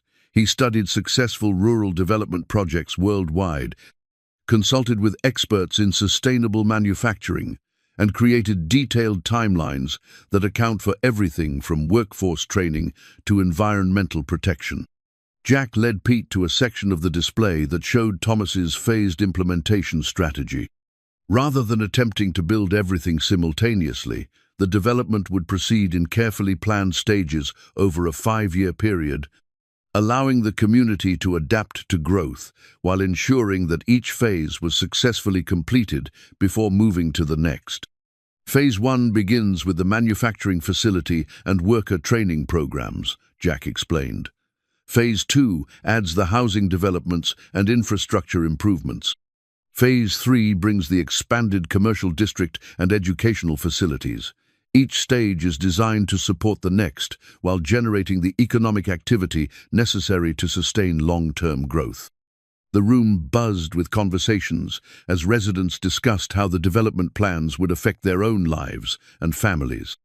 Younger adults who had been considering leaving Pine Ridge to find career opportunities were now talking about staying to participate in the technological revolution their community was about to experience. Older residents who had watched their town slowly decline for decades were expressing cautious optimism about its potential for renewal. "Jack," Sarah Mackenzie called from across the room, "you need to see this response." She was holding a tablet computer, showing him messages that had been flooding social media since news of the Pine Ridge Development Project had begun spreading online. Renewable energy companies, environmental organizations, and rural development advocates were expressing intense interest in Thomas's innovations and their potential for replication in other struggling communities. "We're getting inquiries from towns across Montana, Wyoming, and the Dakotas," Sarah explained. "Everyone wants to know if your father's technologies could work in their communities too." Jack realized that Pine Ridge was about to become more than just a beneficiary of Thomas's vision. It was positioned to serve as a demonstration project that could inspire similar developments throughout rural America. The implications were staggering, both in terms of economic opportunity and environmental impact. As the afternoon progressed and the crowd began to thin, Jack found himself standing with Tommy in front of the display, showing Thomas's original cabin property. The architectural plans revealed that his father had always intended for the cabin to become the headquarters of the Landon Foundation, with underground facilities expanded to include research laboratories, meeting spaces, and archives that would preserve his innovations for future generations. "Dad," Tommy said softly, his young voice carrying wisdom that continued to amaze Jack. "I think Grandpa Thomas is proud of us. I think he knew we would choose to help people instead of just keeping all the money for ourselves." Jack nodded, his eyes misting as he contemplated the transformation that had occurred in their lives and their community over the past month. They had arrived in Pine Ridge as desperate strangers, inheriting what appeared to be worthless property. They were now positioned to lead a development project that could revolutionize rural sustainability while honoring the memory of a man whose love had never wavered despite 30 years of necessary separation. The community development plans spread around them represented more than just architectural blueprints. They were the physical manifestation of Thomas Landon's faith in human potential and his commitment to ensuring that technological advancement served community flourishing rather than corporate profits. The real treasure hadn't been the money, or even the patents. It had been the opportunity for redemption, purpose, and the healing of wounds that had seemed permanent just weeks earlier. The new family portrait sat on the mantelpiece of the fully restored cabin, its frame catching the afternoon sunlight that streamed through windows that had been replaced and gleamed like promises of transparency and hope. 6 months had passed since Jack and Tommy had first arrived in Pine Ridge, and the transformation both of their lives and their community felt like something from the adventure stories that Tommy loved to read. In the photograph, father and son stood together on the cabin's rebuilt front porch, their arms around each other's shoulders and their faces showing the peace that came from understanding their place in something larger than themselves. Behind them, the cabin displayed the careful restoration that had revealed its true character, no longer a monument to neglect, but a testament to what patient love could accomplish over time. Tommy had grown taller during their months in Montana, but more importantly, he had grown into his role as the inheritor of his grandfather's legacy. At 9 years old, he could explain renewable energy principles to visiting dignitaries with the same enthusiasm he brought to describing his favorite superhero stories. The Landon Foundation had become his second classroom, where he learned that intelligence combined with compassion could create possibilities that seemed impossible. "Dad, look," Tommy called from the kitchen window, where he was watching the construction crews working on the first phase of the Pine Ridge Sustainable Development Project. "They're installing the solar panels on the community center today." Jack joined his son at the window, marveling at how different the view had become in just 6 months. Where once there had been only wilderness and isolation, now there was purposeful activity as contractors, engineers, and local workers collaborated to implement Thomas's vision for community transformation. The manufacturing facility was already operational, employing 230 people from Pine Ridge and surrounding communities in the production of advanced solar panels and battery storage systems that were generating international interest. Orders were arriving from cities across North America and Europe, providing economic stability that the region hadn't experienced in decades. But the true measure of success wasn't found in employment statistics or production. It was visible in the faces of neighbors who had rediscovered hope for their community's future. Children who had been planning to leave Pine Ridge after high school were now talking about college degrees that would prepare them for careers in renewable energy and sustainable technology. Families who had been struggling with economic uncertainty were making long-term plans that included staying in the community where their roots ran deep. "The reporter from the Washington Post is coming today to interview us about the foundation," Jack reminded Tommy, as they prepared for another day of managing their increasingly complex responsibilities. Tommy nodded seriously, straightening his shirt with the gravity he reserved for important occasions. Over the past months, he had become surprisingly comfortable with media attention, treating journalists' questions as opportunities to educate people about his grandfather's innovations and their potential for improving lives worldwide. The Landon Foundation had evolved far beyond what even Thomas had envisioned in his most optimistic planning.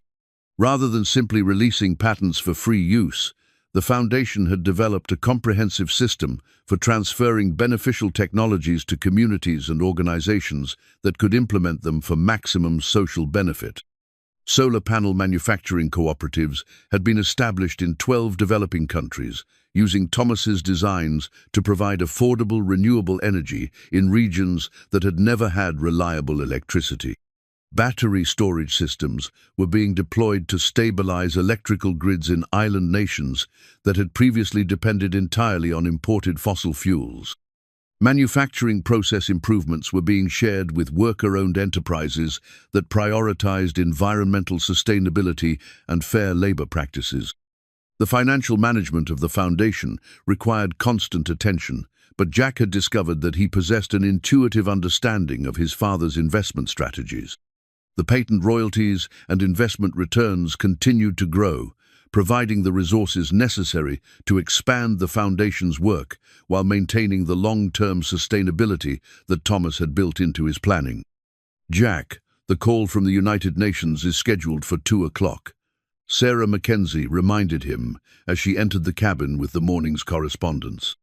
She had become the Foundation's unofficial coordinator, managing communications and logistics with the efficiency that had made her general store successful for decades. The UN call was regarding a proposal to implement Thomas's technologies as part of their sustainable development initiatives in sub-Saharan Africa. The potential impact was staggering. Millions of people could gain access to clean electricity, improved manufacturing capabilities, and the economic opportunities that came with technological advancement. Tommy had been following the international discussions with the fascination that other children reserved for video games, understanding intuitively that his grandfather's inventions could help solve problems on a scale that transformed entire nations, rather than just individual communities. "Dad," Tommy said as they walked together toward the Foundation's expanded headquarters, "do you think Grandpa Thomas knew that his inventions would help so many people?" Jack considered the question carefully, thinking about his father's journals and the careful planning that had characterized every aspect of his work. "I think he hoped they would, buddy. But I also think he would be amazed by how much you've helped make that happen." The headquarters building had been constructed according to Thomas's original blueprints, but expanded to accommodate the Foundation's growing staff and the increasing number of visitors who came to Pine Ridge to study the successful implementation of sustainable development principles. The architecture combined advanced environmental technology with the rustic aesthetic that honored the community's rural character. Inside, the walls were lined with photographs documenting the Foundation's projects, worldwide solar installations in Kenyan villages, battery manufacturing cooperatives in Guatemala, improved agricultural processing facilities in rural India. Each image represented lives that had been improved through the application of technologies that Thomas had developed in his isolated Montana workshop. But the most meaningful photograph was smaller and less dramatic than the others. It showed Jack and Tommy working together in Thomas's original workshop, studying patent documents and prototype devices with the concentration that marked their shared commitment to understanding and continuing his work. The image captured something that Jack had never expected to experience: the healing of wounds that had seemed permanent, the discovery of purpose that extended beyond personal survival, and the deepening of a father-son relationship that had been strengthened rather than strained by extraordinary circumstances. As the afternoon progressed and the UN call confirmed plans for implementing Thomas's technologies across multiple African nations, Jack found himself reflecting on the journey that had brought them to this moment. 6 months ago, he had been a desperate single father, inheriting what appeared to be worthless property from a man he had resented for 30 years. Now, he was the director of a foundation that was revolutionizing how beneficial technologies were developed and distributed worldwide, working alongside a son who had inherited not just financial security, but a sense of purpose that would guide him throughout his life. That evening, as Pine Ridge settled into the quiet rhythms of a small town that was no longer struggling but thriving, Jack and Tommy sat together on their restored front porch, watching the sunset paint the Montana sky in colors that seemed to celebrate the day's accomplishments. "Do you miss our old life in Detroit?" Jack asked, though he suspected he already knew the answer. Tommy considered the question with the thoughtfulness that had become his trademark. "I miss Mom sometimes," he said quietly. "But I think she would be proud of what we're doing here, and I think she would have liked knowing about Grandpa Thomas's real story." Jack nodded, his throat tightening with emotion as he thought about Sarah's memory and how she would have responded to the revelations about Thomas's work and sacrifice. She had always encouraged Jack to forgive his father's abandonment, understanding somehow that the full story might be more complex than it appeared. The grandfather's watch ticked steadily in Jack's pocket, marking moments that no longer felt urgent, but instead felt precious time spent in service of something larger than personal comfort. Guided by the example of a man who had sacrificed everything to ensure that beneficial technologies would serve human flourishing rather than corporate profits. "Tommy," Jack said softly, "I want to write a letter to your grandfather. Would you help me with it?" Tommy's face lit up with the enthusiasm that marked his favorite projects. Together, they went inside to compose a letter that would never be mailed, but needed to be written a message of gratitude, understanding, and commitment to continuing the work that Thomas had begun in isolation, but that they would continue in community. "Dear Dad," Jack began, and for the first time in 30 years, the word carried love rather than resentment.